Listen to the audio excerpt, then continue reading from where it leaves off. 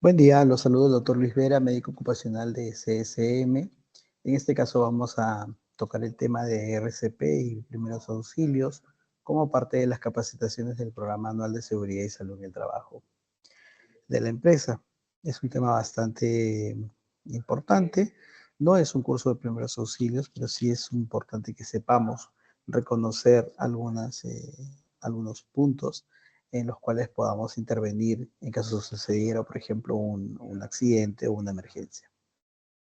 Definamos entonces qué cosa es el primer auxilio. El primer auxilio es esta primera ayuda que se presta al herido, al accidentado, al ser asistido por un personal de salud o por cualquier persona que tenga conocimiento de ello antes de llevarlo a un centro de salud.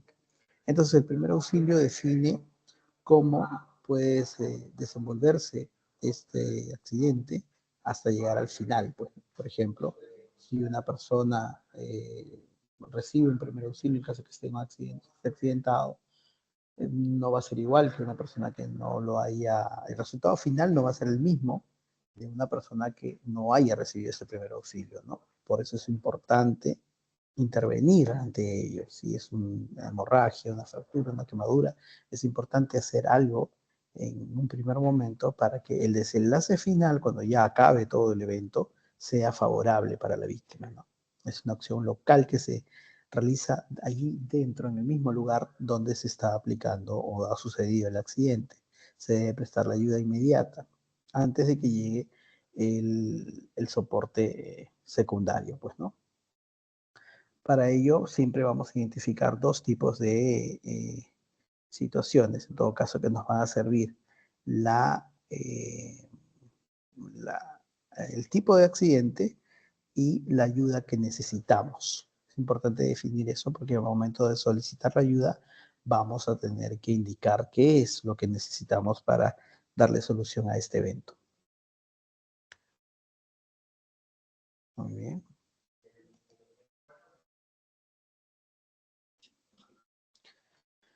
Para tener un orden, existen diferentes protocolos que se pueden poner en práctica cuando hablamos de primeros auxilios. Este es el más sencillo y el más simple, que es el protocolo PAS. El protocolo PAS indica por sus siglas proteger, avisar y socorrer. Vamos a ver qué es lo que haremos de cada uno de ellos. ¿Qué vamos a proteger?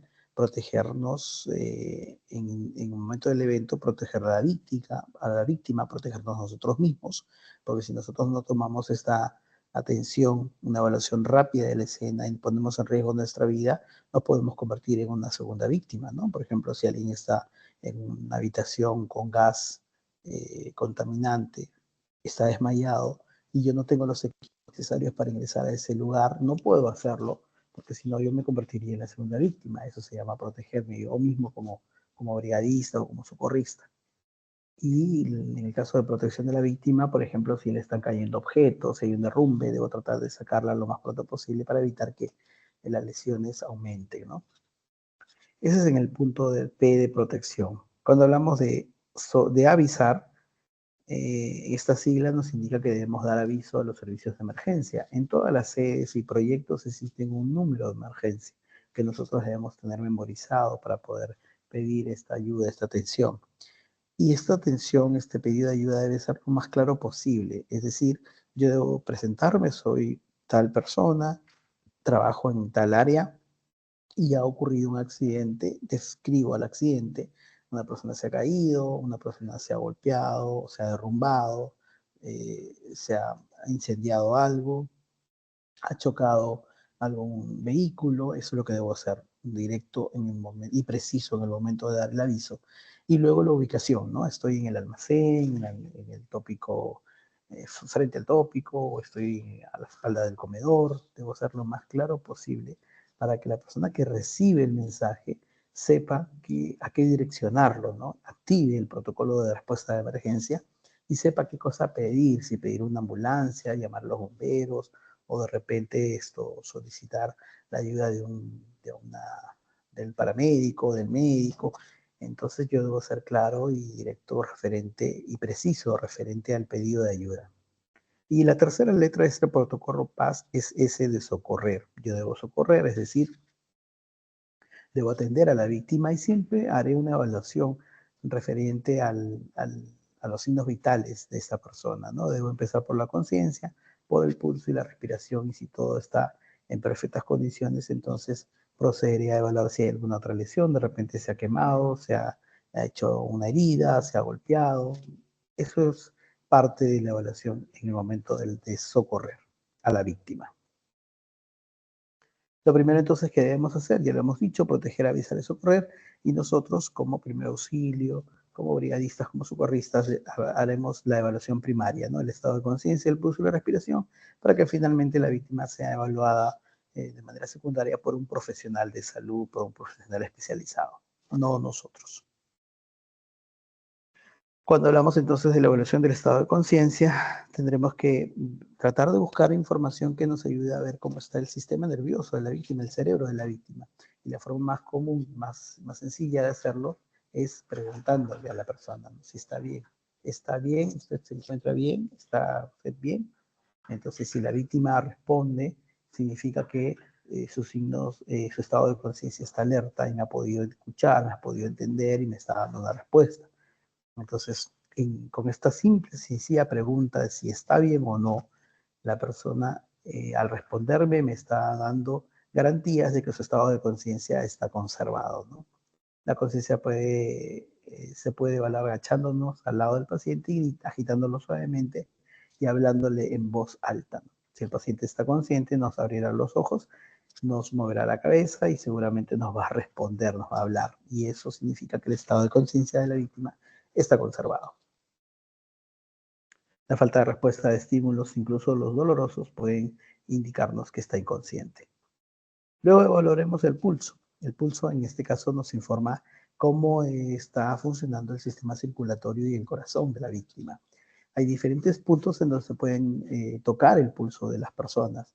El principal, en este caso, cuando hacemos la evaluación del estado de emergencia, nosotros podemos tocar o evaluar el pulso carotidio, que es el pulso que se encuentra en el cuello, ¿no? En la línea central del cuello, más o menos a 2 centímetros al lado derecho e izquierdo, con los dedos índice y del medio, vamos a hacer una pequeña presión y vamos a sentir el golpe del flujo de sangre que pasa por ese vaso sanguíneo y que tocará ligeramente nuestros dedos, la punta de nuestros dedos.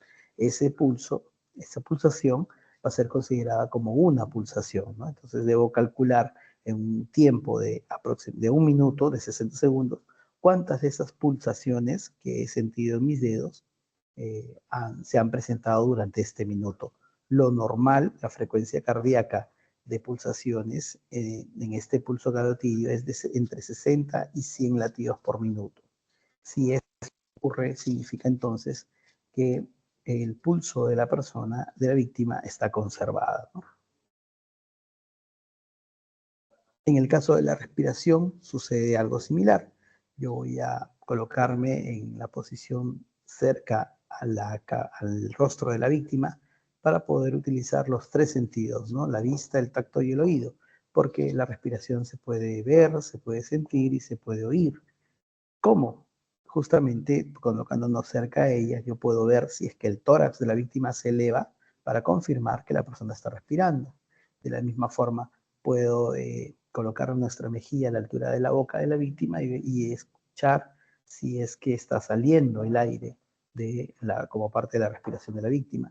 Y finalmente me colocaré cerca de su nariz para oír la respiración de la víctima. Entonces, ver, oír y sentir se pueden poner en práctica cuando estamos haciendo la evaluación de los signos vitales, en este caso de la respiración de la víctima, ¿no? La frecuencia de respiración, en este caso, son de 12 hasta 20 respiraciones por minuto. Yo entonces me colocaré como aparece en la figura y veré si el pecho de la víctima se eleva, si siento o escucho la respiración y contaré en un espacio de tiempo de 1 minuto cuántas de esas respiraciones he podido yo tener en cuenta o contarlas, ¿no? Lo normal sería entonces entre 12 y 20 por minuto.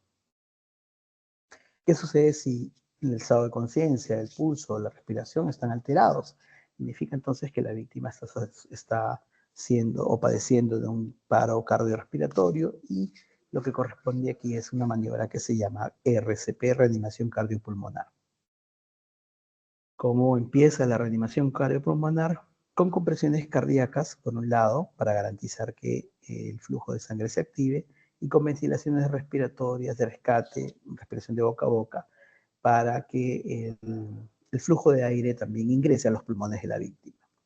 Vamos a hablar de cada una de ellas. En el caso de las compresiones cardíacas, por ejemplo, el socorrista debe colocarse de rodillas al lado de la víctima con el talón de su primera mano, o sea, la base de la mano dominante en el centro del pecho de la víctima, que es el esternón, y haciendo una línea imaginaria entre sus pezones, ¿no?, de la víctima. En este caso, si la base de la mano dominante ya está colocada, la segunda mano irá encima a nivel de entrelazar los dedos para generar presión.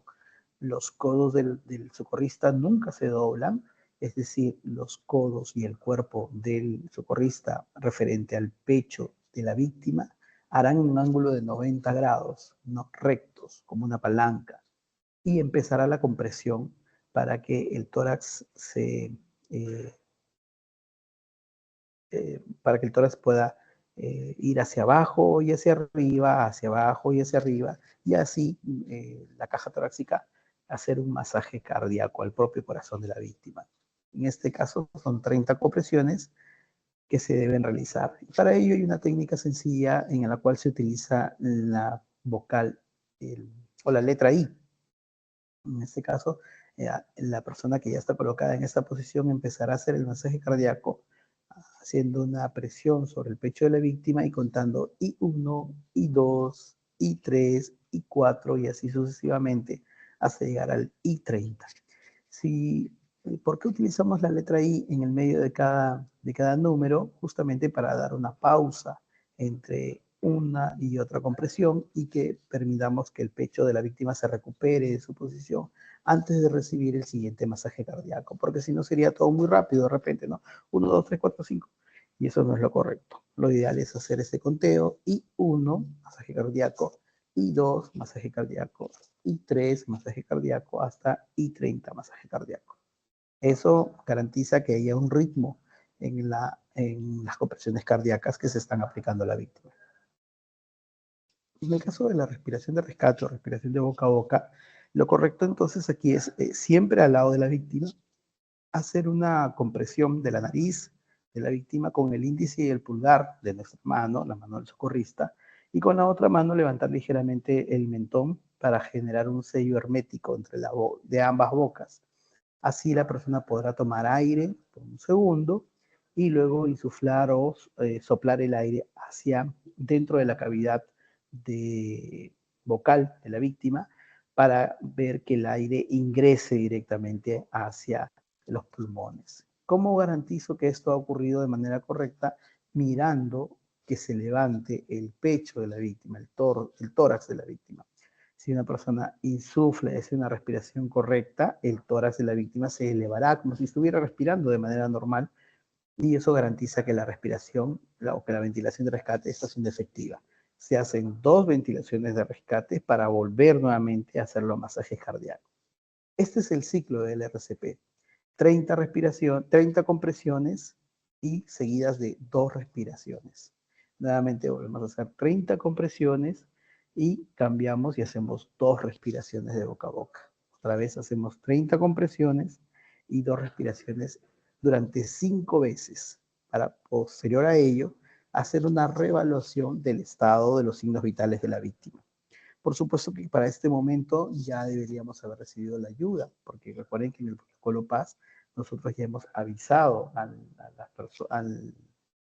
la central de emergencias que necesitamos una ayuda, entonces ya está viniendo en camino la ayuda y es importante entonces entender ello, porque si nosotros vamos de frente, encontramos una víctima, hacemos la evaluación rápida y RCP, sin avisar a nadie, a la mitad de nuestra maniobra ya estaremos cansados y recién vamos a ponernos a llamar, vamos a perder un tiempo valioso para que se activen todos los protocolos de emergencia. Por eso que en el PAS el segundo punto es avisar y aquí nos va a ser de mucha utilidad porque va a venir otro brigadista, otra persona que conoce el tema de primeros auxilios, puede venir el paramédico, la enfermera, el médico, los bomberos, porque ya saben que ha ocurrido un accidente y necesitamos esta ayuda, ¿no?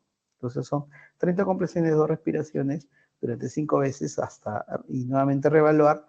En caso todavía no llegue nadie, continuaré haciendo 30 compresiones, 2 respiraciones hasta que llegue la ayuda secundaria o la víctima despierte, porque también sucede que en algunos casos haciendo las compresiones y respiraciones, la víctima toma conciencia, recupera pulso y respiración y ahí se podría detener, ¿no? Si eso no sucede, debo continuar haciéndolas hasta que llegue la ayuda secundaria. Un punto a evaluar dentro de esta capacitación de primeros auxilios son las hemorragias. Las hemorragias entonces son estas pérdidas de sangre por la ruptura de los vasos sanguíneos, ¿no? La posibilidad de que una víctima sobreviva a una hemorragia va a depender de la cantidad de sangre que haya perdido, ¿no? Entonces hay vasos sanguíneos que son más grandes que otros y que la ruptura de ellos podría generar una hemorragia masiva. Entonces es importante entender eso para tener en cuenta qué es lo que hay que hacer. Hace unos años se ponía en práctica los torniquetes. Cuando alguien tenía una herida sangrante, se buscaba hacer un torniquete para cortar el flujo de sangre rápidamente y que ahí termine la pérdida de ella. Pero los torniquetes han llevado a situaciones secundarias que no han tenido buenos resultados, por eso es que ahora ya no se utilizan, se han dejado de hacer en el primer auxilio y solamente lo practican los bomberos, el personal entrenado, paramédicos, médicos, enfermeras que saben bajo ciertos criterios cómo hacer un torniquete. Ya en el primer auxilio hemos pasado del torniquete al protocolo de hemostasia. Este es el protocolo de hemostasia que nos habla acerca de 3 pasos que hay que seguir. El primero es la compresión directa, es decir, una vez que yo me protejo porque voy a tocar sangre de la víctima, ¿verdad? Debo usar guantes, entonces en el botiquín debo correr y ver si es que hay guantes, gasas, para poder tomar contacto en la zona lesionada, en la zona que ocurrió la lesión y que está sangrando. Yo debo colocar una gasa y hacer una compresión firme y fuerte, no una compresión que cierre el flujo de sangre, sino una compresión firme y fuerte para que de alguna manera se vaya deteniendo paulatinamente esta salida de sangre. Esta es la compresión directa y nos va a ayudar porque cuando una persona sufre un corte y hay pérdida de sangre, internamente también se activa la cascada de la coagulación, es decir, hay un mecanismo propio del cuerpo que va a hacer que internamente se activen ciertos moduladores celulares que hagan que se forme un coágulo sanguíneo. Entonces, por dentro se está formando el coágulo sanguíneo y por fuera le estamos socorriendo a la víctima con una compresión directa. Entonces, eso es importante que tengamos claro porque esa primera gasa, por ejemplo, que tuvo contacto con la zona lesionada, no debe romperse o retirarse, porque al retirarse se puede romper el coágulo y reiniciar el sangrado y volver nuevamente al principio. Entonces, sobre la gasa inicial que coloqué, si es que la herida sigue sangrando, colocaré una segunda o una tercera gasa de ser necesario para que esta compresión directa ayude a la disminución de la pérdida sanguínea. Muchas de las heridas culminan aquí con esta compresión directa y la persona ya prácticamente deja de sangrar. El tiempo en el que debo poner en práctica esta compresión es de 10 minutos aproximadamente. El segundo paso del protocolo de hemostasia es la elevación del miembro. Este paso, al igual que el anterior, se puede hacer en simultáneo. Es decir, yo puedo hacer la compresión directa y elevar el miembro al mismo tiempo, garantizando con ello que disminuya el flujo de sangre. Si existe la sospecha de una fractura, por ejemplo, en la zona lesionada que está sangrando, ese es el único impedimento por el cual yo no voy a elevar el miembro de la víctima, porque al elevarlo, si está fracturado, podría generar más daño. Pero si no hay sospecha de fractura, la compresión directa y la elevación del miembro son los puntos correctos para realizar, los pasos correctos para ayudar a la detención de este sangrado.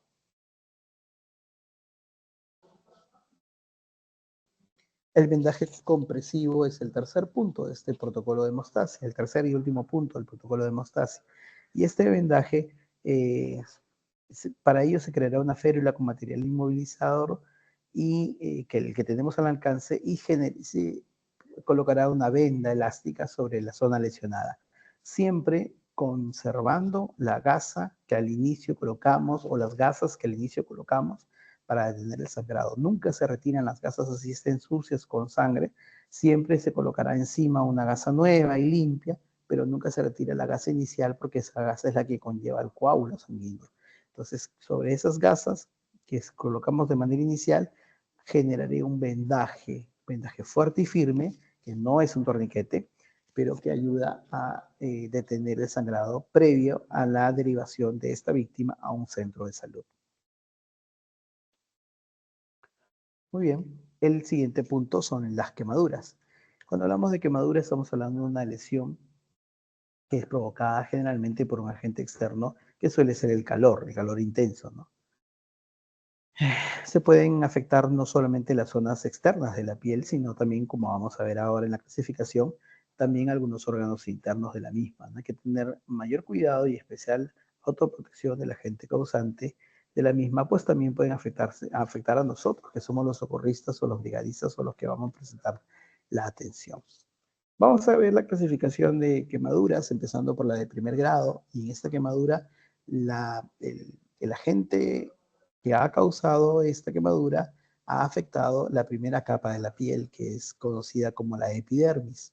Esta lesión es característica por el dolor y por la coloración de la zona. Es una zona que se pone muy roja, una zona inflamada, eritematosa, dicen en medicina. Es una zona roja que es el proceso inflamatorio de la lesión, ¿no? Entonces, en el primer grado, la quemadura de primer grado nos habla de una capa afectada, la primera capa que se pone roja y que hay mucho dolor sobre ella. Un ejemplo de una quemadura de primer grado puede ser las personas que van a la playa después de mucho tiempo y se quedan varias horas el primer día de verano y regresan a la casa con la piel roja, con mucho dolor, que arde, ¿no? Ese es un clásico ejemplo de quemadura de primer grado. En el caso de las quemaduras de segundo grado, la epidermis no es la única capa que ha sido afectada, sino también la dermis. Aquí hay dos capas que han sido afectadas de la piel, creando además una ampolla o eflictema, que es como se conoce en medicina, que es un exudado de plasma, ¿no? Capilar de los vasos internos de la piel y que por ningún motivo es sinónimo a tener pus o una herida infectada. Esto lo aclaro porque hay personas que creen cuando hay una quemadura de segundo grado que la ampolla tiene un contenido amarillento, un poco claro amarillo, y que piensan algunas personas que eso es pus, o sea, está infectado, ¿no? Y erróneamente lo que hacen es hincarlo, romper la ampolla para drenar ese líquido y están convirtiendo en realidad una quemadura de segundo grado en una herida abierta porque ahora ya hay ruptura de la piel, ¿no? Eso no se debe hacer. Estas quemaduras de segundo grado también son muy dolorosas. Hay la aparición de la ampolla y duele bastante. En el caso de las quemaduras de tercer grado, no solo la epidermis y la dermis han sido afectadas, sino también la hipodermis. Y aquí están algunos músculos, vasos sanguíneos, incluso nervios que atraviesan esta capa y que pueden haber sido afectados o quemados. Entonces, la característica de esta quemadura de tercer grado es un cambio de coloración en la piel de color marrón, incluso negruzco, que viene precedido por la ausencia de dolor, porque en este caso, a diferencia de las dos anteriores clasificaciones, estas quemaduras no duelen porque ha sido afectado los nervios. Entonces hay una sensación generalizada de anestesia, ¿no? Peligrosa porque las personas pueden confiarse al no sentir dolor y creer que esta es una herida menor, una lesión menor, y no lo es. ¿Qué conducta debemos tener frente a cualquiera de las quemaduras, primero, segundo o tercer grado? Hay que separar a la víctima de la gente que está causando la quemadura, la agresión, y detener la quemadura con agua. Lo mejor, lo ideal es la sumersión de la zona afectada en un depósito de agua. Eso es ideal para que vaya disminuyendo la profundidad de esta lesión. Si no se puede sumergir la zona afectada en un depósito de agua, podríamos utilizar agua corriente, es decir, un caño, una ducha o paños de agua fría para que la progresión de la lesión se corte en ese momento. Como dije hace un momento, en las quemaduras de segundo grado no se deben hincar, ni pinchar, ni romper las ampollas. No se debe hacer nunca ello porque vamos a generar una complicación mayor y vamos a tener ya una herida infectada. Los pacientes con quemaduras de la cara que presentan rápidamente aumento de volumen pueden manifestarse complicaciones en ellos de la vía respiratoria. Hay que tener en cuenta siempre eso, si alguien se quemó la cara, tenerlo visible inmediatamente mientras está siendo trasladado a un centro de salud para evitar que le falte el aire, que se cierre la vía respiratoria como tal. Como norma general, no se le quita la ropa a la víctima, es decir, la persona que ha sufrido la quemadura debe ir corriendo, se le debe poner en contacto rápidamente con el agua, salvo que sea una quemadura ocasionada por un químico. Si el contacto ha sido por químico y está generando una quemadura, entonces aquí sí la indicación es retirar de manera cuidadosa la ropa de la víctima que tuvo contacto con el químico para posterior a ello tener contacto con el agua. El químico, mientras más tiempo tiene contacto con la piel, más profunda hace la lesión. Muy bien, el tercer punto o el cuarto ya es fracturas. En el caso de la fractura es una solución de continuidad, la pérdida de la continuidad del hueso, ¿no? Recuerden que el hueso tiene una superficie pareja, continua, y si sufre algún traumatismo o algún evento, se rompe esta continuidad y eso se conoce como fractura, así como ustedes ven en la imagen. El origen es diverso, podría ser incluso causas naturales, porque hay enfermedades que debilitan tremendamente los huesos, pero lo más frecuente son impactos, mecanismos de alto impacto en el cual el hueso ha sufrido una fuerza externa que ha generado una ruptura de su superficie. Esa es una fractura.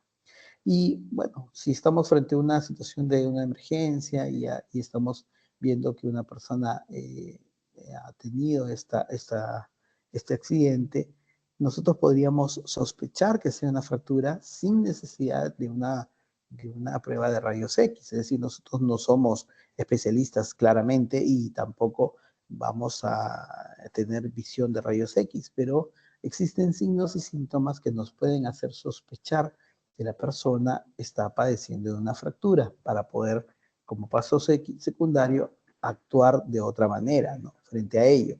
Estos signos y síntomas son característicos y aquí están enumerados. El dolor es el clásico, ¿no? El dolor de una fractura es distinto a cualquier otro tipo de lesión. Es un dolor profundo, intenso, muy agudo, que las personas se quejan.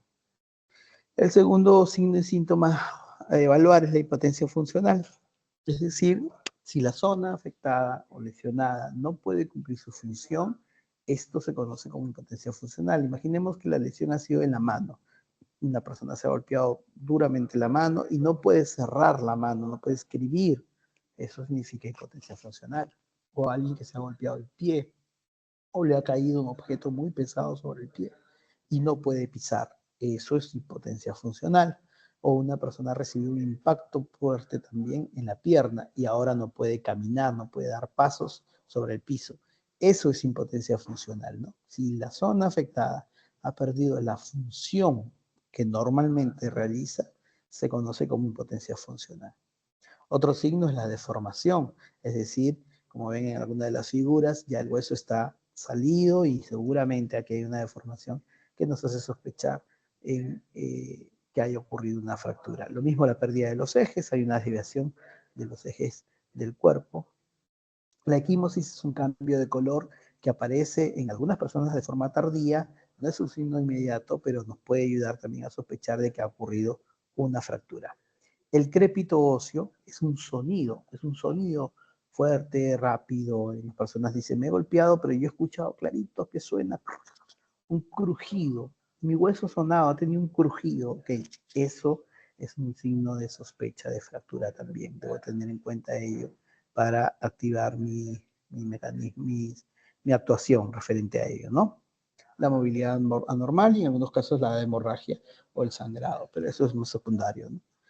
Los primeros son los más importantes para sospechar que una persona puede haber tenido una fractura y yo debo tener la clara atención de que lo que debo hacer aquí es inmovilizar. Debo inmovilizar la zona afectada para poder derivar a esta víctima a un centro de salud en donde seguramente le harán alguna radiografía, algunas pruebas de descarte para confirmar o desechar el diagnóstico de fractura.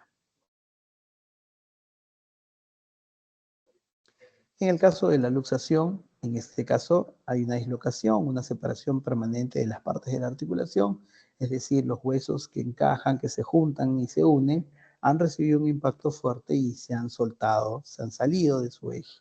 Esto, no hay nada roto aquí, solamente se han separado y esto es un accidente bastante común en el ámbito deportivo o laboral.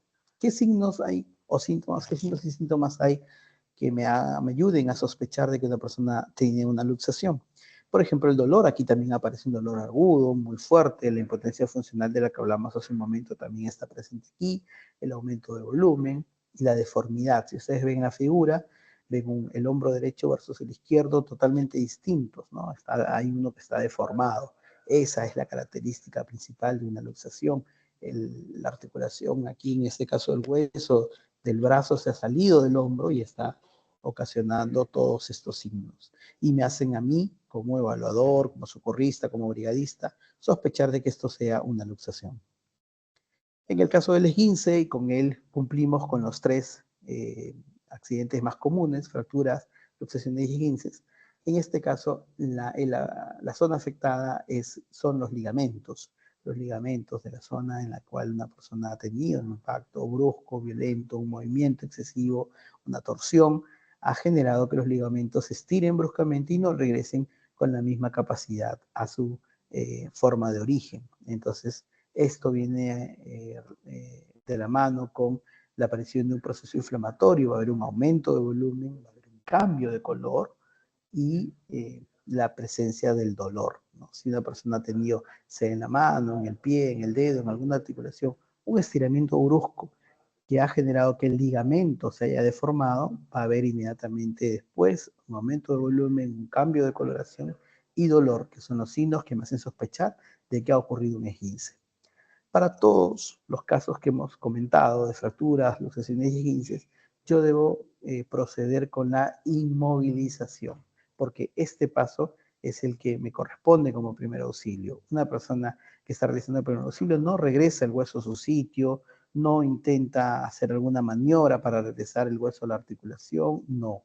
Una persona que hace el primer auxilio solamente se limita a la inmovilización de la zona afectada para que esta víctima sea trasladada lo antes posible a un centro de salud en donde se aplicarán ya soporte secundario.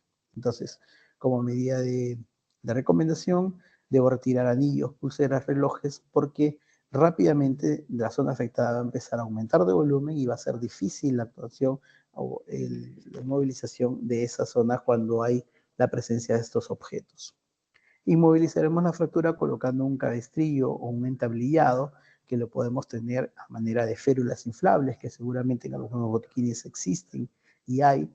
Otra opción es armarlo yo mismo con los elementos que tengo a la mano, por ejemplo, cartón, revistas, periódicos, plásticos, serán la base de un cabestrillo en el cual descansa la zona afectada, la lesión, la parte de la zona afectada del cuerpo, y sobre él se genera una venda, un vendaje largo, profundo, que incluya la articulación superior y la articulación inferior para que toda la zona esté totalmente inmovilizada. Entonces, si yo cumplo con ello y luego procedo con evaluar o, perdón, derivar a la víctima a un centro de salud, he cumplido con el primer auxilio. ¿No? Como decía, hay varias acciones que se van a tomar en cuenta, pero se van a realizar ya desde el punto de vista del soporte médico en un centro de salud. Yo no debo enderezar el hueso, yo no debo mover la articulación, incluso si el hueso se ha roto y se ve el hueso por sobre la herida, yo colocaré sobre él una gasa limpia y encima haré un vendaje sin colocar o regresar el hueso a la posición que según yo correspondería, porque ahí podría hacer un daño mayor el hacer eso. La inmovilización y finalmente la derivación a un centro de salud es lo que corresponde a una persona que realice el primer auxilio en este caso. Muy bien, eso es todo en esta oportunidad. Hemos hablado de varios temas, seguramente vamos a propiciar más, más oportunidades para conversar referente a ello y seguramente en algún momento incluso una práctica para que lo que hemos podido conversar se fije en nuestro conocimiento. Va a haber una pequeña evaluación seguramente al final y Espero que todos puedan responder porque son preguntas que están incluidas dentro de esta capacitación. Por mi parte ha sido un gusto y seguramente nos veremos en otra oportunidad.